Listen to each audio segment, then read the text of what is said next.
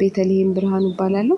የደቡብ ወሎ ዞን ሴቶች ወጣቶች ማህበራዊ ጉዳይ መምሪያ ኃላፊ ነኝ።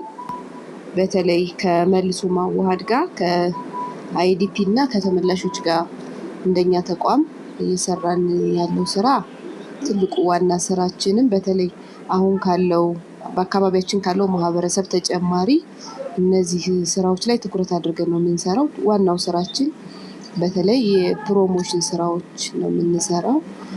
ጥቃትን መከላከል፣ አጠቃላይ ያሉ ችግሮች በተለይ እነዚህ ከስደት ተመላሾች እና መጠለያ ጣቢያ ላይ ያሉ ሴቶች፣ ህፃናት ላይ፣ አረጋውያን ላይ፣ ወጣቶች ላይ፣ አካል ጉዳተኞች ላይ ፎከስ አድርገን ነው የምንሰራው።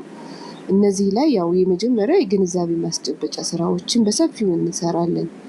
በተለይ ከአካባቢያቸው ለቀው ስለመጡ ጥሩ ስሜት እንዲሰማቸው እና የዛ ስሜት እንዳይኖር በተለይ እንሰራለን። በተቻለ መጠን ደግሞ ከተለያዩ ፓርትነሮች ጋር በመሆን ደግሞ የመልሶ ማቋቋም ስራ በተለይ ኢኮኖሚካሊ ላይ ሰፖርት እንዲሆኑ የማድረግ ስራዎች፣ የሳይኮሶሻል ስራዎችን፣ የኬዝ ማኔጅመንት ስራዎችን ከተለያዩ ፓርትነሮች ጋር ከመንግስትም ጋር መንግስታዊ ካልሆኑ አካላት ጋር በማስተሳሰር በማቀናጀት በተለይ ደህንነታቸው መብታቸው እንዲጠበቅ የማድረግ ስራዎችን ትኩረት ተሰጥቶ እንሰራለን እንደ ተቋም ማለት ነው።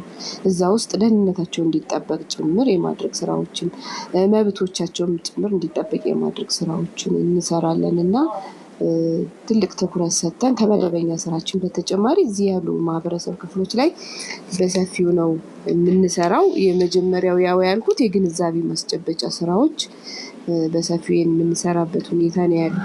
እንግዲህ ይህንን ስንሰራ ትልቁ ፎከስ አድርገን የምንሰራው ህፃናት ላይ በደንብ የሚያጋጥማቸውን ችግር ከሚመለከታቸው አካላት ጋር በጋራ በመሆን መፍትሄ መስጠት ስራዎችን እንሰራለን እና በተለያዩ የቢዝነስ አማራጮች ራሳቸው የሚችሉበት ከሆነ ራሳቸው ሌሎች ተጨማሪ የሚችሉበትን ነገሮችን የማመቻቸት እንዲሁም ደግሞ በተለይ ደግሞ ከተለያዩ ተቋማት ጋር በጋራ በመሆን ወደ ስራ ሊገቡበት የሚችሉበትን ስራዎች እኛ ትኩረት ሰጥተን በተለይ እነዚህ የማህበረሰብ ክፍሎች ላይ እንደ ተቋም ትኩረት ሰጥተን የምንሰራቸው ስራዎች ናቸው።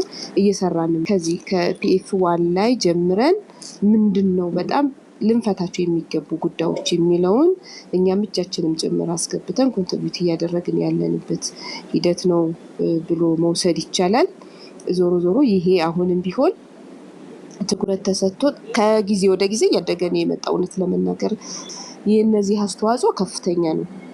አስተዋጽኦ የለውም ማለት አይደለም እና ሁሉም ርብርብ እያደረገ ያለበት ሂደት ነው ያለው። ይህንን የበለጠ አጠናክሮ መቀጠል ያስፈልጋል።